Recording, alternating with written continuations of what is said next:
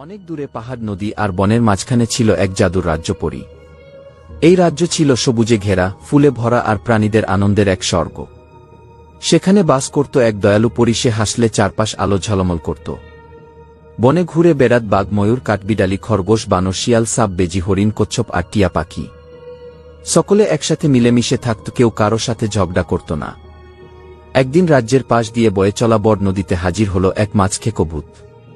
সে দেখতে ছিল কালো ধোঁয়ার মতো, বড় বড় দাঁত আর লাল চোখ। নদীতে যত মাছ ছিল সে সব গোগ্রাসে খেয়ে ফেলত।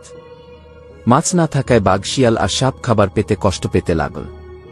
সবাই ভয় পেয়ে নদীর ধারে যেতেও সাহস করত না। হঠাৎ একদিন দূরের পাহাড়ের গুহা থেকে বেরিয়ে এলো এক বিশাল রাক্ষস। সে বলল, আমি এই রাজ্যের রাজা হব, সবাই আমাকে ভয় করবে। ও বনে ত্রাস ছড়িয়ে দিল। রাক্ষস গাছপালা উপরে ফেল, প্রাণীদের ধরে নিয়ে গেল। পরী মন খারাপ করে বলল, আমাকে কিছু করতে হবে, না হলে রাজ্য ধ্বংস হয়ে যাবে। পরী ডাক দিল সবাইকে। বানর, খরগোশ, বাঘ, হরিণ, কচ্ছপ আর টিয়া পাখি সবাই একত্রিত হল। সবাই বলল, আমরা ভয় পাব না, আমরা একসাথে লড়ব। পরী তাদের সাহস দিল, বল, মিলেমিশে থাকলে আমরা জিতবই। টিয়া পাখি উড়ে গেল রাক্ষসের গুহা দেখতে। কাঠবিড়ালি নদীর পাশে পাহারা দিল। বানর আর শিয়াল মিলে খুঁজল ভূতের দুর্বল দিক। পরী তার জাদু দিয়ে বানাল এক আলো ঝলমলে জাদুর ফুল। এই ফুল দেখে ময়ূর তার সুন্দর পেখম মেলে নাচ শুরু করল। রাক্ষস আর ভূত অবাক হয়ে দেখতে লাগল, তাদের চোখ ঝলসে গেল। বাঘ গর্জন করে ঝাঁপিয়ে পড়ল আর খরগোশ পেছন থেকে বাঁধন ফেলে দিল। বানর এসে রাক্ষসের মাথায় নারকেল ফেলল আর শিয়াল এসে তাকে ফাঁদে ফেল।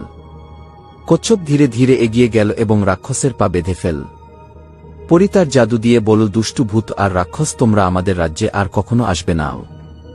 ভূত চিৎকার করে নদীর পানিতে মিশে গেল আর রাক্ষস পালিয়ে গেল গভীর পাহাড়ের পেছনে।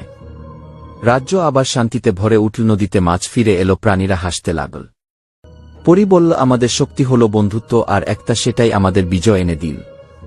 সব প্রাণী একসাথে আনন্দ উল্লাসে গান গাইল আর পরিণাম রাজ্য আবার আলো ঝলমল করে উঠল।